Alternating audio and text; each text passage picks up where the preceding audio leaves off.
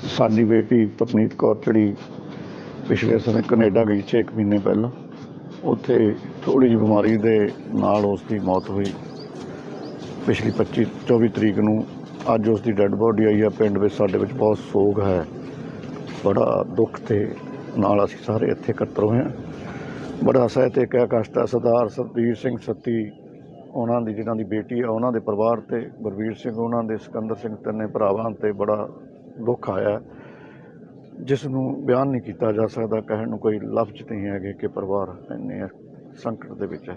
ਪਰਿਵਾਰ ਦੇ ਹਾਲਾਤ ਬਹੁਤ ਚੰਗਾ ਪਰਿਵਾਰ ਹੈ ਜੀ, ਵਧੀਆ ਜ਼ਮੀਨ ਜਾਇਦਾਦ ਆ, ਬਰਸਰੇ ਜਾਇਦਾਦ ਨੇ, ਕੋਈ ਇਸ ਤਰ੍ਹਾਂ ਦੀ ਗੱਲ ਨਹੀਂ। ਬੱਚੀ ਪੜ੍ਹਾਈ ਵਾਸਤੇ ਗਈ ਸੀ। ਇੱਕ ਬੱਚੀ ਇਹਨਾਂ ਦੀ ਗੁਰਬੀਰ ਸਿੰਘ ਦੀ ਵੀ ਪਹਿਲਾਂ ਗਈ ਹੈ, 4 ਦਿਨ ਦਾ ਦੋਨੇ ਭੈਣਾਂ ਦਾ ਫਰਕ ਹੈ ਜਾਣ ਦਾ। ਉੱਥੇ ਇਹਨਾਂ ਦੇ ਹੋਰ ਵੀ ਰਿਲੇਟਿਵ ਸੀਗੇ, ਤੇ ਲੇਕਿਨ ਜੋ परमात्मा ਨੂੰ ਮਨਜ਼ੂਰ ਹੈ ਉਹੀ ਹੋਣਾ ਜੀ। ਇਸ ਬਾਰੇ ਕੁਛ ਕਹਿਣ ਨੂੰ ਕੋਈ ਸ਼ਬਦ ਹੀ ਹੈ ਨਹੀਂ। ਬੜੀ ਛੋਟੀ ਉਮਰ 'ਚ ਬੱਚੀ ਦਾ ਇਸ ਤਰ੍ਹਾਂ ਚਲੇ ਜਾਣਾ ਪਰਿਵਾਰ ਵਾਸਤੇ, ਸਾਰੇ ਨਗਰ ਵਾਸਤੇ ਬੜੀ ਦੁਖੀ ਖਬਰ ਹੈ ਇਹ। ਇਸ ਖਬਰ ਨੇ ਮਨ ਨੂੰ ਝੰਜੋੜ ਕੇ ਰੱਖਤਾ ਹੈ। ਸੋ ਬਹੁਤਾ ਕੁਛ ਤਾਂ ਨਹੀਂ ਕਹਿਣਾ ਚਾਹੁੰਦਾ ਮੈਂ, ਪਰ परमात्मा ਅੱਗੇ, ਸੱਚੇ ਪਾਤਸ਼ਾਹ ਅੱਗੇ ਅਰਦਾਸ ਕਰਦਾ ਹੈ ਕਿ परमात्मा ਪਰਿਵਾਰ ਨੂੰ ਬਲ ਬਖਸ਼ਣ ਤੇ ਭਾਣਾ ਮੰਨਣ ਦਾ ਬਸ ਤਾਕਤ ਬਖਸ਼ਣ। ਦੇਖੀ ਨਹੀਂ ਜਾਂਦੇ ਹਾਲਾਤ ਜਿਹੜੇ ਉਹਨਾਂ ਦੇ ਪਰਿਵਾਰ ਦੇ ਨੇ।